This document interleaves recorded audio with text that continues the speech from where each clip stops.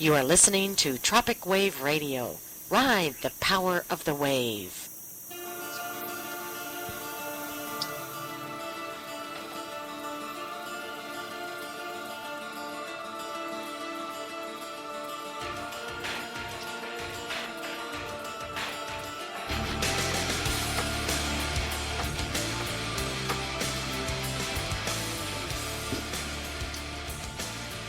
This is Vicki Travis at Tropic Wave Radio, and today we're going to learn about what not to believe about hospice and when to know you're being lied to.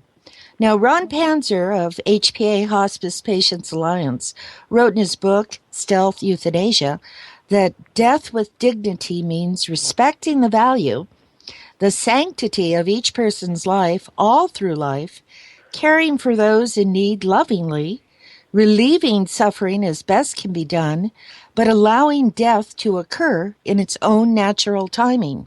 That's not what is happening in this country. Hastening death for corporate gain in order to not pay for needed medical care seems more and more what the hospice program is all about. Ron coined the phrase stealth euthanasia, and that is exactly the appropriate term for what is taking place. The damage is done for the hospice and the palliative program in America, and probably there will be no chance of their being able to redeem their intended purpose, but because that hasn't been practiced for a very long time. With that, we've got a lot of material to go over in this segment, and I'd like to go ahead and introduce our guest now. Our guest today is Debbie Mulcahy, a now retired nurse. Debbie is a board member of Hospice Patients Alliance and is a vocal advocate against most of the hospice programs as practiced in America. She has watched healthcare decline in this country, the caring portion of it, during the course of her career, but never did she imagine that she would have to fight to prevent patients from being killed, much less have it involve her own family. Debbie, I'd like to say welcome, and how are you doing today? Thank you, and I'm doing fine, and I'm honored to be able to tell my story about my dad, and I guess even some of my experiences just working in a nursing home. I've been a nurse since 1977, so I can honestly say I've seen a trend. When I first started nursing, working and having, a hospice care nurse come in, it was usually for someone that was actually in the end stages of their life. They were actually dying. I mean, they were basically almost unconscious, or they were in severe pain, dying of cancer. There was no cure. They were, at the end stage. What I've seen now, even in my own dad's life, my dad was diagnosed probably 10 years ago with dementia, and he did pretty good up until about 7 years ago. And I had them move closer to me because he was falling off his tractor and getting confused. Had them move near me. Well, within a year that they moved near me, he became a little more confused, and he ran away from home. And I don't mean like he ran away that we didn't know he ran away. I was right behind him when he left the house. And came home one day, and he didn't recognize me, and he hit me. And I, of course, took him to the hospital. And at that point, they told me immediately while at the hospital he was end-stage dementia. And I'm thinking, how could he be end-stage dementia when he's still feeding himself 3 meals a day? He can walk. We go to church every week. He goes food shopping with us. He still loves the Olive Garden. He can carry on a conversation. At times, he was confused. But to me as a nurse, that's not end stage. You're not actively dying. He's still eating. He was still gaining weight. Anyway, they convinced me to put him on hospice, that this was end stage. And, you kind of trust your doctor, and you trust the nurses and social workers. And so he went on hospice, and of course, during the flu season, he got pneumonia. And while he had the pneumonia, hospice said, okay, he's dying. And I'm thinking, really? And I said, well, let's kind of just throw one more in. Let's try getting him on an antibiotic. And they said, well, that's not necessary. And I said, no. I said, just for my sake, I want to just throw one more thing in the last try. So anyway, he had a temp of about 103, and they said, and he wouldn't swallow the pill. He was really sick. And I said, well, I would like to try some IV fluid, and I'm a nurse. And they said, oh, no, we don't do IVs. And then they wanted me to take him off his meds, and they wanted him on Haldol, morphine, and Ativan because he was a little delirious from his fever. And I said, wait a minute. I said, we don't take him off his meds. I said, he needs to be on some fluids. He's dehydrated. They said, no, we don't do that. So I said, okay, then I'm calling my own doctor. And so I called a doctor who I worked with, who was a friend of mine. And I went to, and we had to pay out of pocket for this now because we had already signed up for hospice, and Medicare was going to pay, just for the hospice care. So started the IVs on him, started some antibiotics, and within 4 days, my dad's up walking and eating and went to visit my brother, which was very interesting because, of course, he was dying. Yeah. At that point, they're telling me, oh, you got to give him Haldol. I said, no. They said, take him off his Seroquel and stuff. I said, no, I'm not taking him off of that. Well, the Haldol would be better for him. I said, no, wait a minute. I'm a nurse. Haldol is not used in the elderly because it is an antipsychotic that has very, very severe side effects. Oh, but that's the drug we use. I said, but of course that's the drug you use. It's only a nickel a pill. I'm like, that's why they use it, huh? I'm like, you don't. I said, that's not even used in adolescents anymore. I did psych nursing. I said, we don't use that drug anymore. Oh, well, but it does work. So then the nurse told me, all right, let's do this. When he acts up, instead of giving it to him orally, we'll get it in a cream form, and you can put it on his inner arm, and it won't work the same way as when you give him the pill, and he won't have all the side effects. I said, what pharmacy class did you take? She goes, oh, it acts as a different drug. Now, come on. It's either the same drug or it's not the same drug. So, I mean, if you're not even alert to some of these things, you're like, oh, okay, I'll believe you. Yeah, it's you not believe. True. It's still the same drug. Yeah, they do it in a nice voice you trust. They really do. Do they think they really know? Oh, sure they do. Okay. Sure they do. They just think you don't. All right. Then the same thing with the morphine. I had the doctor come one time, and he said, when my dad was having trouble breathing, he said, well, you can give him morphine. That would help him. I said, wait a minute. I said, can you explain this to me? I said, when I had major surgery, I said, you guys gave me morphine for pain. I said, when my respirations went below 12, you couldn't give me any more because my diaphragm was stopping working, and that's a muscle. And if that muscle stopped working, I would stop breathing. So do you want to tell me how all of a sudden morphine is a miracle drug for people breathing? And he just kind of smiled and he left. He wouldn't even answer me. So, I mean, and I guess that's what I'm saying. They don't always tell you the truth about these drugs. So anyway, at the end when my dad got better, I, of course, fired hospice because my dad was not dying. So as the years went on, my dad lived another 5 years. And so that was the other thing. How can you predict and tell somebody with dementia? Now, we're not talking dying of cancer or liver cancer. I am talking about the elderly that have dementia that all of a sudden has become a terminal illness in the DSM-4. Yeah, I'm having trouble understanding that part because dementia is not just sitting down and saying, I'm dying. But when I took my dad to the emergency room, I had a doctor and a social worker tell me now that dementia is the same as having a cancerous tumor. I was told that. That's stupid. But does it cost the medical provider more money to care for a dementia patient? Yes. There you go. Okay, so they're trying to get rid of him. You've got more medication and you've got more supervision. Yeah. But anyhow, so my dad's still at home. Of course, he ran away a few more times. Not running away, like I said. He walks down the street with me, and the thing was, it wasn't like a violent runaway. What it was he thought he was going to walk back to New York to find his young wife and 3 children. And that's where he was. It wasn't like I'm running away to run away. Yeah, it was a good plan. Honestly, that was, he was looking for his 3 small children.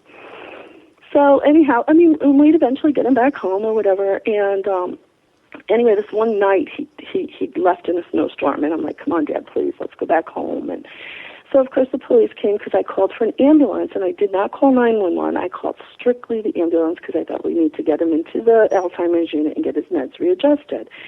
Well, I just called the ambulance. I did not call 911, but of course the police showed up too, and they said, well, your dad cannot live at home anymore, and I'm going to see to that. What they did to me, and I'm not kidding you, what they did was they wrote up a report, and they basically lied in the report, and I have a copy of the report, and they basically said that I locked my father in his house with a deadbolt and did not let him out until I got up in the morning. We live right next door to each other in condos, and my mom lives in the house with my dad. So I did not know this. So when I go to the ER, they were treating me like I was some kind of a nut, and I'm like, I don't know why they're treating me like this.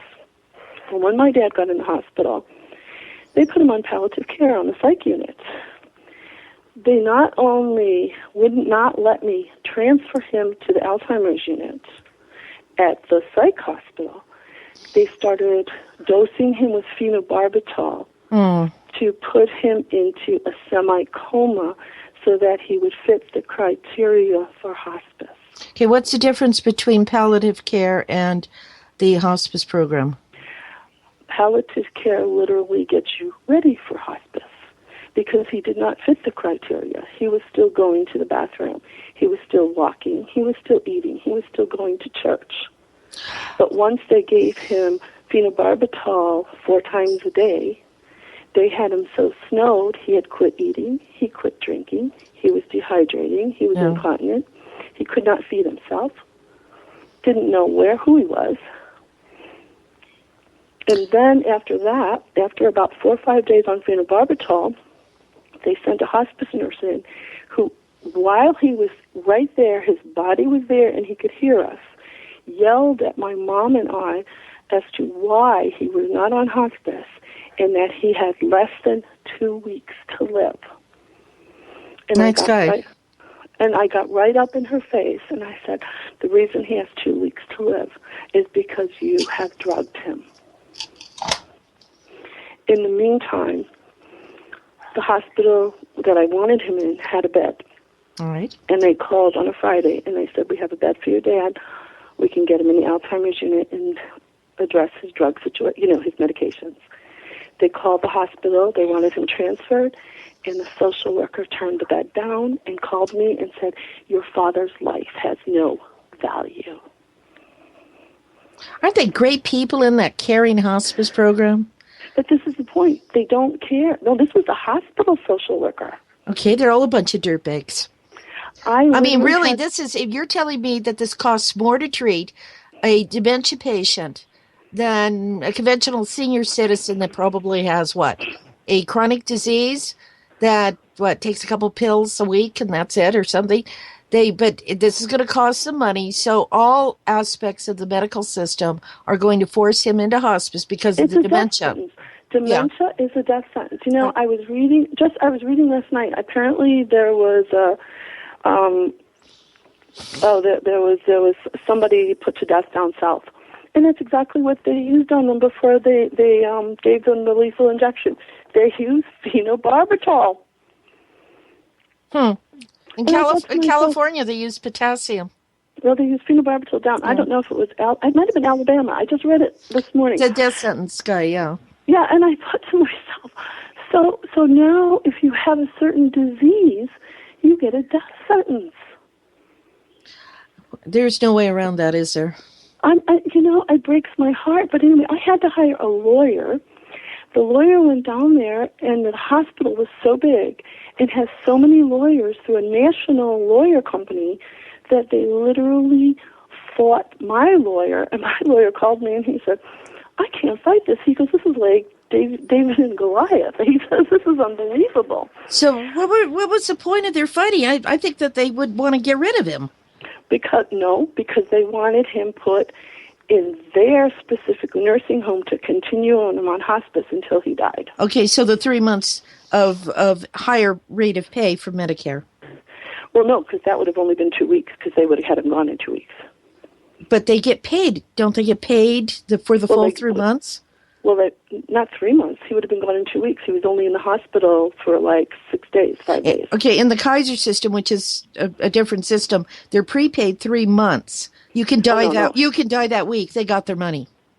Well, what happens is he would have been signed up. Well, see, what they tried to do was take my guardianship, which would have been, if they went to court and took, if the state would have taken my guardianship away, then somebody would have signed him up for hospice, and then Medicare would have turned over the payment to hospice. Okay, and hospice would have paid. But still, the bottom line, while you're going through this, every indication is this is a corporate maneuver, so they don't have to pay for care, and they're not in violation of any law. Okay. Oh yeah, and they told me that if I didn't allow them to place them where they wanted to place him, they were going to charge me over $2,000 a day to keep him there until I found a place that they accepted I put him. What if your dad had been alert? He couldn't have saved himself. Well, but that's what I kept saying to them. I said, if I'm his legal guardian, I am speaking for him. There was one night when before they really drugged him up, he cried to me and he said, Deborah, why are you letting them kill me? He says, I want to live. I have friends. I have people that love me. Do you know, that rings in my head. I still hear that. This is kind of like the best excuse for moving far out in a rural area. And you know the sad part, Vicki, the sad part is I've seen it in the nursing home, and I've almost lost my job fighting for somebody, two people in a nursing home. And I didn't think a whole lot of it then, and now I'm thinking, oh my God, that was my prep grounds for my dad. Yeah. Now, in the nursing home, did the families help you? No, because the families went along with it because the doctors agreed that the patient was dying. One of the patients was only 74 years old, came from a Catholic hospital in the city here. They told the family that she had a massive stroke and she was completely brain dead. Patient came in, and I was doing the admission, and I was talking to her husband. And, of course, I was getting her hobbies. You do the whole admission assessment. And he said, oh, she loved animals, and she loved this, and she used to run every day, and she was real active, and this and that. As I'm doing the admission and getting her blood pressure, she's looking right at me. She's following me across the room, and I'm thinking, oh, my goodness, this is not a brain-dead patient. No. So I thought I better be careful because the last one I got in trouble for, too. So when I came home, I have little Bichon therapy dogs, and I have a therapy bird. So I packed him up in my car, and I went back to work. Even though I don't get paid for this, I was like, okay, it's a life, and a life is a life regardless. Right. So I drove back to the nursing home around 7 o'clock at night, and I brought the dogs in, and I brought the bird in, and I put him on her bed. As God is my witness, I am not lying. The woman picked up her left hand and started petting them. Her husband jumped out of the chair. He was, she's not dead. She's not dying. She is not brain dead. They lied to me. They lied to me. I'm like, I didn't want to say anything. He goes, I want her off hospice. And see, hospice had already called me, and they said, you are to give her morphine every hour and keep her comfortable. Nothing by mouth. You can't give her fluids. And they had already pulled her feeding tube at the hospital when they sent her to me. She was sent to me purposely just to die. And I was to help her die with the morphine. Oh, my gosh. I want you to know this was 5 years ago. The woman is still alive. She is walking with a 4-pronged cane. She feeds herself with her left hand. She goes to church every Sunday with her husband. She's still alive. But yet she's labeled brain dead. She wasn't brain dead. No, she's not. I don't think dead. brain dead does any of that. Brain dead's lying in bed staring at the ceiling at best, right? Of course. I mean, they don't respond to anything. There is no response. And then the other case was a 90-year-old man, because I'm also a musician, and I play at church. I'm a church musician. And I was a church choir director. And I knew the man from the church. He was a farmer. And he wound up in the nursing home I was working at. Oh. He was 90 years old. Cutest little guy you ever met. I just loved him. He was bedridden. He wound up with a urinary tract infection, wound up in the hospital. While in the hospital, got septic, and they did put a feeding tube in. Came back to the nursing home and really had difficulty swallowing. So they kept the feeding tube in. But he was still alert. I mean, I would go in the morning, I'd go, hi, so-and-so, how are you? He'd go, oh, I'm pretty good. And I'd say, are you in any pain today or anything? No. And then he'd wink at me and he'd go, are you married yet? No, I mean, that's not a brain-dead patient. Yeah. And the next day I'm told, oh, you got to stop his feedings. I said, what? you got to stop his feedings because his family said his life has no value, and therefore they do not want to be spending money on this nursing home bill anymore. I said, you've got to be kidding. I said, no. I said, you will not have me participate in your euthanasia. And I got called down to the administrator's office. She goes, don't you ever say that word here. And I said, well, when you tell me not to feed someone for the purpose of death, you tell me what you want me to call it. What did he say? Nothing. And then I was called into the director of nursing's office, and I was told to mind my own business and do what the doctor orders, and that if that's what the family wants, that's what the family wants.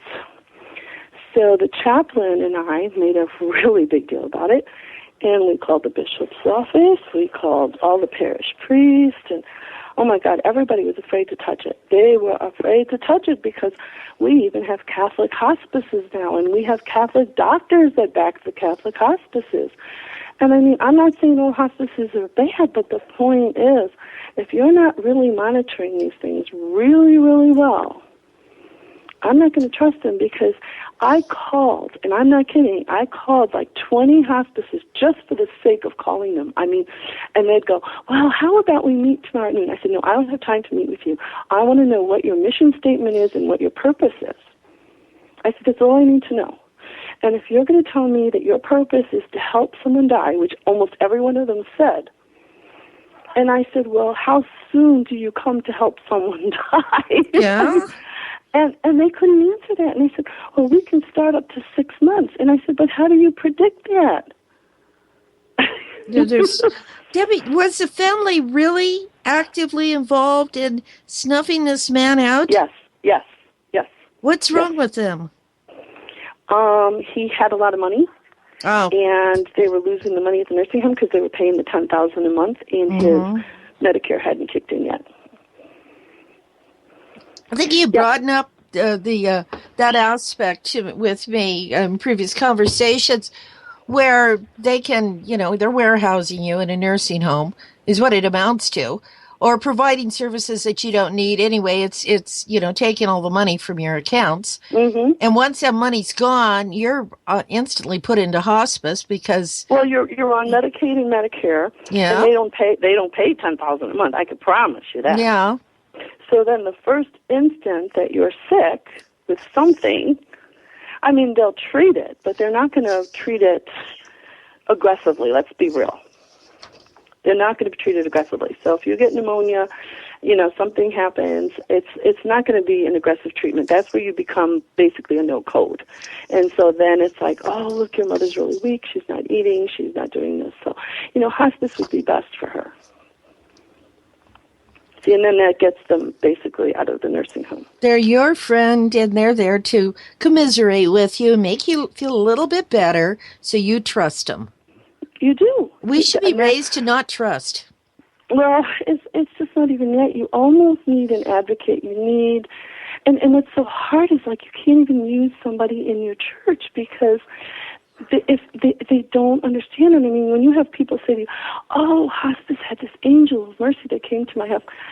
I waited until my dad was actively dying. And I mean by actively dying, he stopped eating, he stopped drinking, he started having on and off fevers, he couldn't walk anymore. I mean, he was really, it was actively dying. His lungs, I could hear some gurgles. And we knew it was coming. And so it was like 10 days before he died. I called around and I started questioning hospices. And this one hospice that came, and they were nice. Okay, I was not nice. When they came, I was like, okay, your purpose. And when I said, this is not hospice's nursing care plan. This is Debbie and her family's care plan. This is John's care plan. I said, we will call you when we need you. We do not want you coming every single day. I realize there's some people that need that support, so I'm not saying that's wrong. Okay, I'm not saying that's wrong at all. But what bothers me, and it does bother me, is when somebody comes and they're only there for 3 or 4 days, the person dies. Oh, I just loved your father. Your father was so... don't give me all that, because you didn't know my father. I knew my father all my life. And sometimes they're in the way of family interaction with that loved one. And so I said, and don't tell me to give him morphine every hour. My father has dementia. My father does not have pain. I said, my father has no pain at all. Actually, my father from the neck down was physically healthy. I mean, and I really meant that. And then I even questioned them at the end when they said, well, you can give him morphine, if he's having trouble breathing. And I said, okay. And this was on the phone with the nurse, and I'm like, here I'm a nurse too. And I said, okay. I said, but you know what? His legs are blue, his arms are blue. I said, his nose is blue, his ears are blue. I said, can you tell me how that morphine works when your circulation doesn't work? Well, it actually doesn't. Debbie, every part of medicine in America I look at, it revolves around some guy being greedy, some guy making a lot of money. Here you've got, oh my gosh, I don't. You went before the legislature and you gave a speech. I did. And you quoted Charles Dickens. I did. I went before the Appropriations Committee in Michigan, and I said, back when Charles Dickens wrote his book, The Christmas Carol, and Ebenezer Scrooge came out, and he was really mad because, they were wanting to help people, and they were asking him for money for the poor. And his quote was, let them die and deplete the surplus population. And that's exactly what I said to our people that govern the country here. Is that what we're doing? Is that what healthcare has turned into? Is that what we're doing with our elderly? Are we saying to our elderly, let them die and deplete the surplus population? And basically that's what they said to my dad. Your life is of no value. When you gave this speech, you're in Grand Rapids, Michigan, right? Yeah, I was in Lansing now when I did that. Okay. What did they do? How did they treat you? Well, they were all busy talking while I was talking, so I stopped. So then they looked up and asked if I was finished, and I said, no, are you finished? Because they were so busy talking. So then they stopped talking and they let me finish. Then they clapped. They pretended. Did you think they actually listened? Yeah, I think they did, because I did get a couple of letters back in the mail. Mm-hmm. And I did get a couple of visits from a couple of representatives. And they sounded sincere, or were they just... Who knows? You don't know, because I call these people too about things, and of course they send you a nice little letter saying, "Oh yes, we listened to you," and da da da. But I mean, who knows? My legislators, if you bring up the subject, they hesitate. They're polite to you, but you can hear them hold their breath, and their heads going, "Not again, not another one, not another one." No, I know. That's how they act. And what I find astounding here, you went publicly to speak, and they treated you as deplorably as they do the people in Los Angeles that go before these hearings to speak. They're in their own world, and they're following little rules, but they're ignoring their constituents. Oh, yeah. Well, like my friend Paul says to me, he says, Debbie, you walk into their office and you got $1 million for their war chest. He says, they'll listen to you. Mm-hmm. Yeah, that's exactly what he says to me. The very first one, the very first legislature, I went to his office to ask for help when this happened in my family. And he held out his hand, and he asked for $10,000 to get started. See? That's exactly what Paul said. Yeah. And it's like, oh, my God, everything you've been taught to believe is fake. When you get to this stuff, you can see, and after what you've been involved in, what you've seen firsthand, and you've had time to assimilate the information, there is no other conclusion than someone in Washington, D.C. lobbied really strongly to get a law or to get a little rider onto the Medicare Act so people could be killed off, so corporations, which is what it seems to be about, people that provide medical care, can make a lot of money. And this is I think that's where we need to stand up, because I think the pro-life movement is good. I don't have anything. I am definitely pro-life, and I'm totally against abortion. Mm-hmm. But I think this is where it started. We lost respect for life at the beginning of life, and once we've lost it at the beginning of life, we've lost it for all of life. but we need a grassroots thing to protect life at the end, too. If somebody wants to kill themselves, let them go kill themselves is my motto. But don't go and say you're going to die or lie to your family. I mean, it's their business. If they want to do it, don't involve me. You know. See, that's how I felt as a nurse, and I'm like really glad I'm not nursing right now because I'm not going to participate in that. And I mean, the more and more they're going to put hospice in, well, then you keep your hospice nurse there and let her poison the person, but don't make me do it. And don't tell me it's a doctor's order and I have to follow it. I am not going to assist you. And there was a nurse that I knew from a Christian church that was telling me how much morphine I could give this lady. And I said to her, I remember saying to her, I won't say her name, and I said, how can you, a Christian, and I know you, be telling me how to help kill this person? I said, I cannot even believe that you are in this job. And I did say that. I really did. There's nothing wrong with saying that. These people should be ashamed. We've had, I understand the political aspect on why the religious organizations of all faiths would turn their heads the other way. They're funded by a corporation.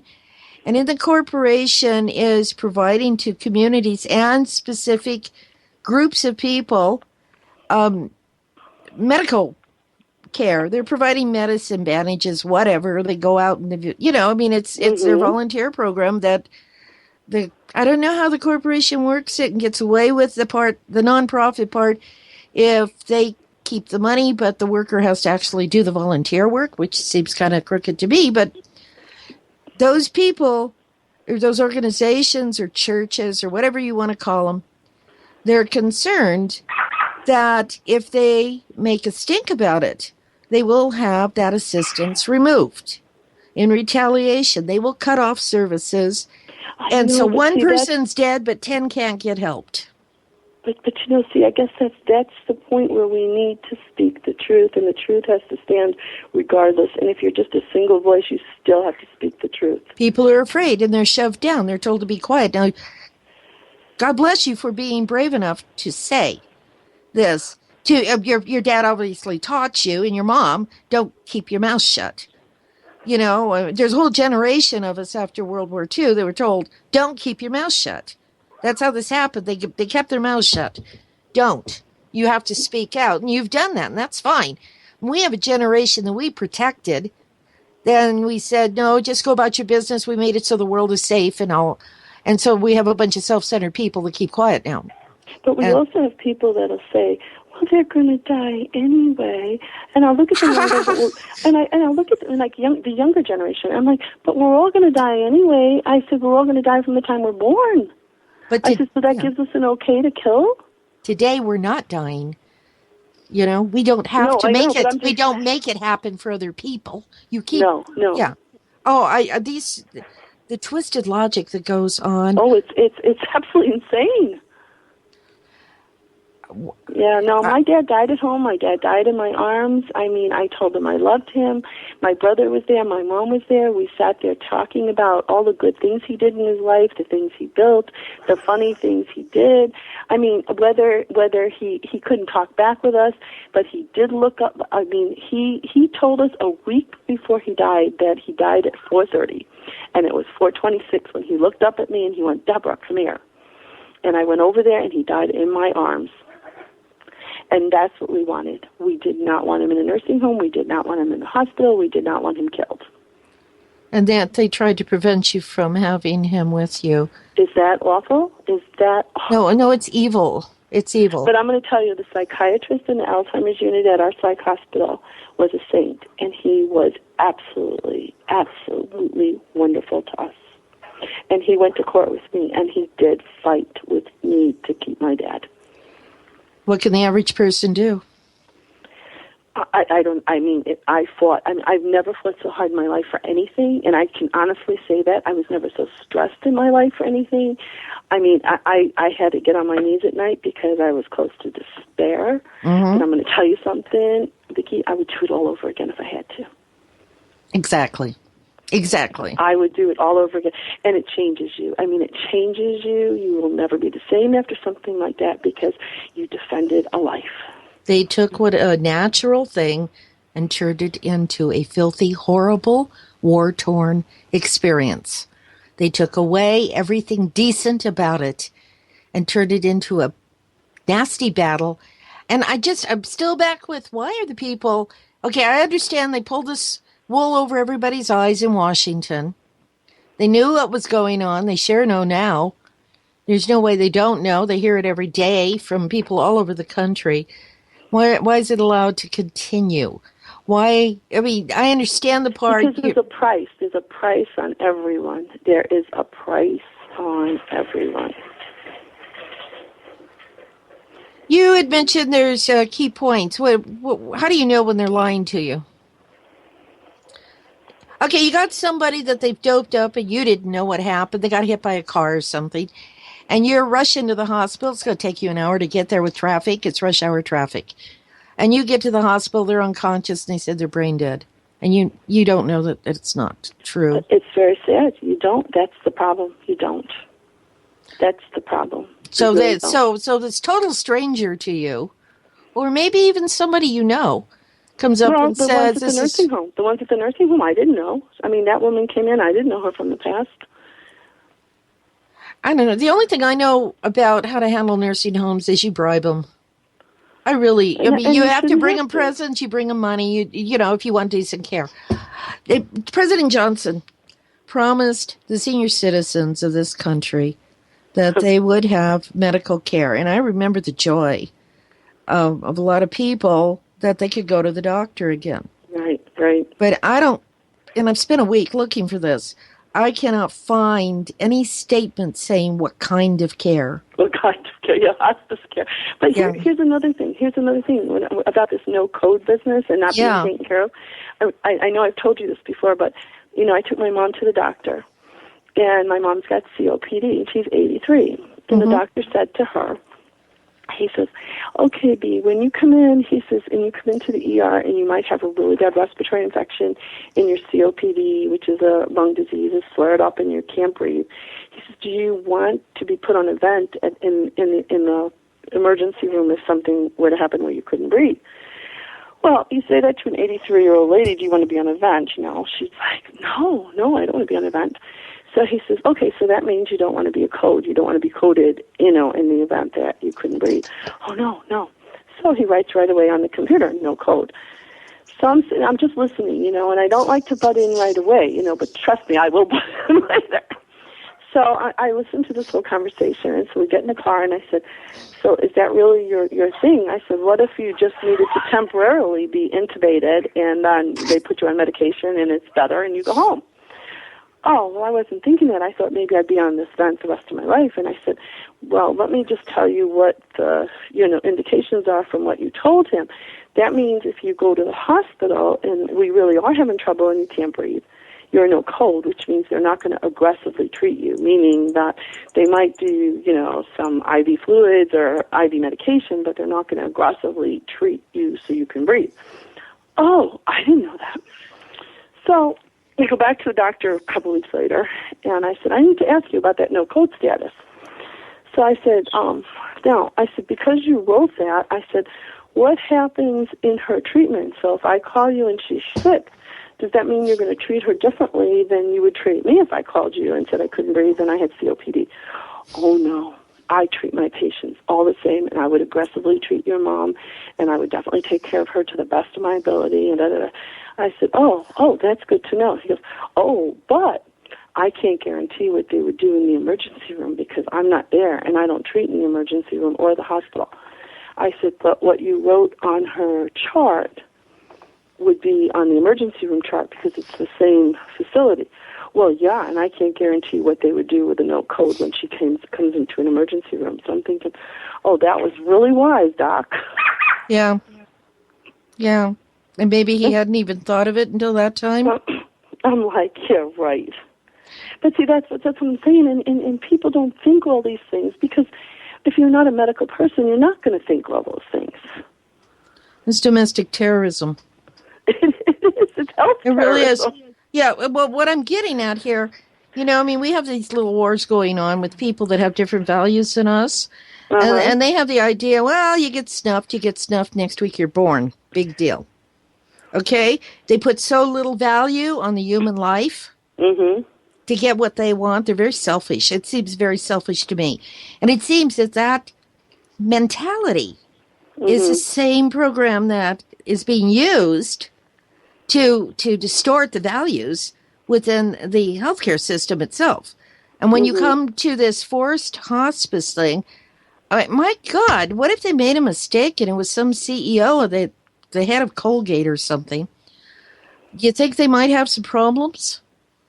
Well, they're saying that people that are making decisions even on your insurance, like when you've got to get a pre-authorization, Mm-hmm. that the group of people that make that decision, that review your medical record, probably aren't even medical people. They're just looking to see if it fits the criteria for that procedure. Same with car insurance, huh? Mm. No, I mean, really, it's handled the same as car insurance. Somebody Mm-hmm. probably that just graduated from high school. That's exactly what I read. I just read that in an article. Oh, really? Oh. Mm-hmm. Yeah, they're saying that it might be even just a high school graduate, and they're just comparing all the criteria that your doctor wrote to the criteria of what the insurance company allows.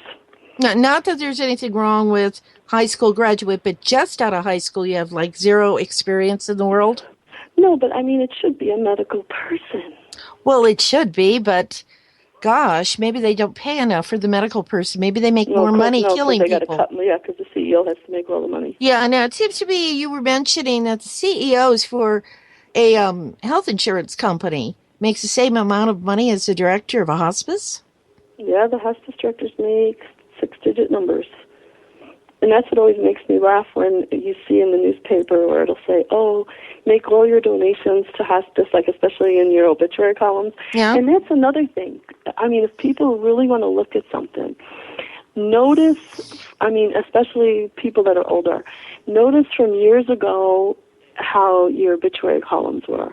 Now look at your obituary columns, and they're like 3 and 4 times as many people on them. And if you really read through them, it'll be, thank you, such and such hospice. Thank you, such and such hospice. Thank you, such and such hospice.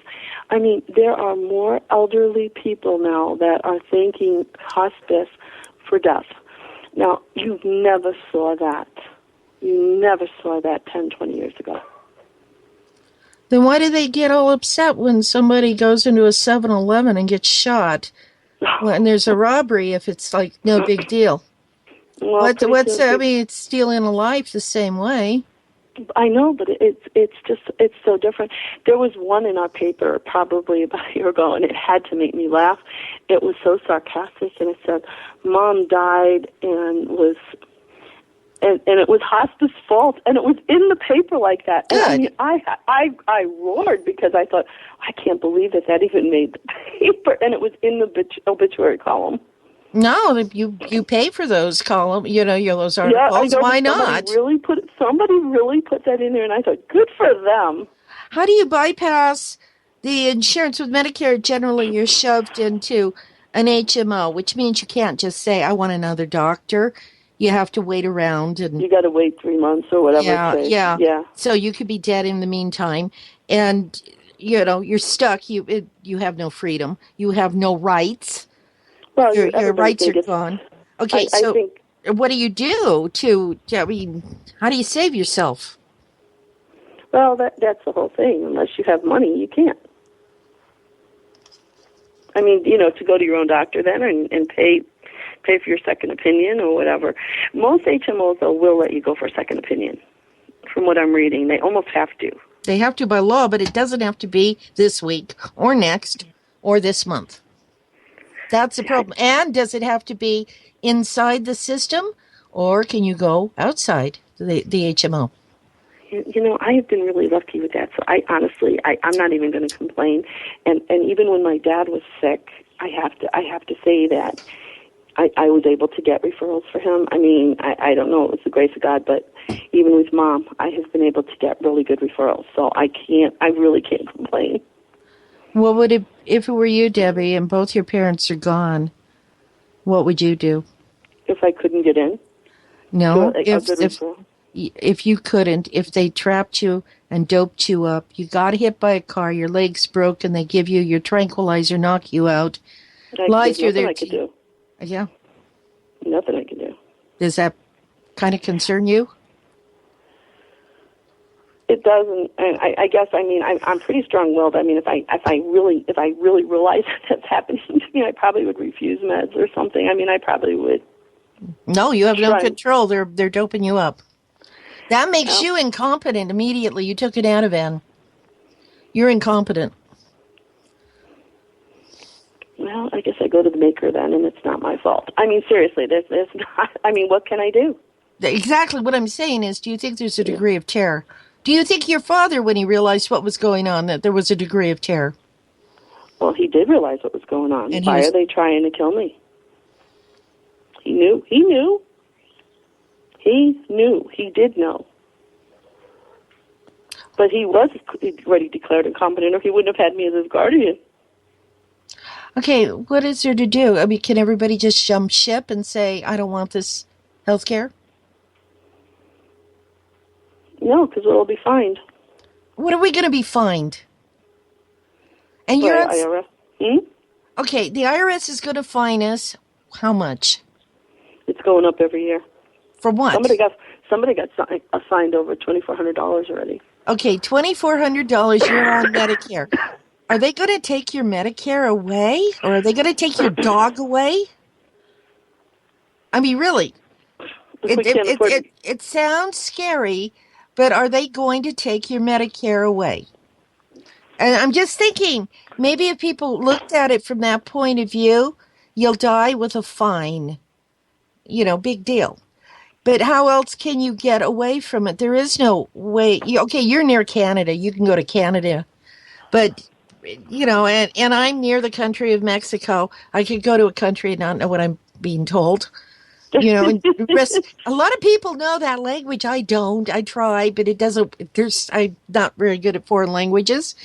So I would be like, oh my God, what's going on? But I understand the odds are better, survival-wise, quite often in a foreign country. If you're in the middle of the country, it's kind of hard to do that. Yeah. So if people were to say, find me, go ahead. Is this compounded monthly or something? Do we have interest on this fine? No, but I think from what I've read, they've gone right into people's accounts and taken their money. Their Medicare money? No, if they have no insurance. If they have no insurance, they've gone into their accounts and taken their money. But if they're on I'm talking about Medicare... insurance. If you're on Medicare and you don't use it, I guess they can't do anything. Oh, the insurance company will take your money?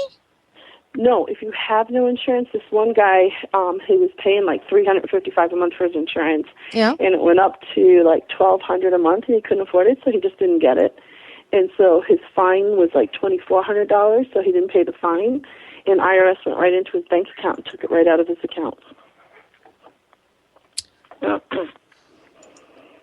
And so if they had made a mistake, so what? You know, he'll be dead by the time they figure it out. I know, but it's just... Oh, somebody's going to have to take a stand eventually and do something. They're not going to do it in Congress. They have their lame excuse. And watch the bills. If they want to, tomorrow they could change something. But then they have the excuse. It'll take us a decade to start to take care of this. It's a lie. I've been watching. I have been watching. I don't know what to do. I think we need more people. We need people to stand together. We need more, and we need people that aren't going to be afraid. And you can't just have one or two people. You need numbers, and we don't have numbers. We don't even have numbers right now for people that are elderly. We don't have the voice for the voiceless. We have a lot of scared people. No, we are scared people. And I'm saying there's a lot of scared people that are not working together because they're afraid of some form of retaliation or, God forbid, embarrassment. That's true. But look at the voiceless. Look at these poor old people. Look at the seniors. I mean, my gosh, these people have no voice. I mean, you look at these nursing home people, you look at these dementia people, they have no voice. Who is speaking for them? No one. I thought... If I wasn't around, who would have spoke for my dad? My dad would have been dead 7 years ago when the first hospice came through. You know, when you mentioned the other gentleman, a farmer, I thought, that's a good atmosphere. The family will take care of him. That was proven wrong. See? I thought, I thought it was a city thing, but I don't know. Listen, Debbie, we're going to be closing pretty soon here. Okay. I'd like you to come back, and could you try and find out what solutions we might have? Because obviously we've got to do something to bypass this system as it stands today. We're all vulnerable people. You mentioned even that they have specific hospice programs for babies, for children. They do. Michigan now has a Michigan Hospice now has a children's hospice program. Now, are you talking about a place to go, or do they go to your house? No, they go to your house. Okay, that's different than, the building. Yeah. No. We have a building here for the adults, so you can get a bed in 7 days. You usually go pretty fast. Yeah, like I said, if you want to kill yourself, go ahead and do it. We've known several people. We've heard from several people. They actually will go in, and by the end of the week, they're gone, and they knew they did it on purpose. We had a patient, 50-something years old, with Parkinson's. She was depressed. She was mad she had Parkinson's. She was that depressed. She talked to her doctor. She says, it's a terminal illness. And they let her go to a hospice and let her not feed herself. They let her die. They gave her the hospice meds, and she was gone in a week. That's what she wanted to do. That's what she wanted. That is euthanasia. That is not hospice care. Well, Debbie, I hear we've got I think it's about time to be wrapping this up right now. All right. Well, thanks for having me. Thank you very much. You take care. Thank you, Debbie. I'd like to thank the listeners for taking the time out of their schedule to tune in. I hope that you all learned something new that'll help empower and protect you. Bye now. Powerful information, Vicki. Thank you. Thank you. You are listening to Tropic Wave Radio. Ride the power of the wave.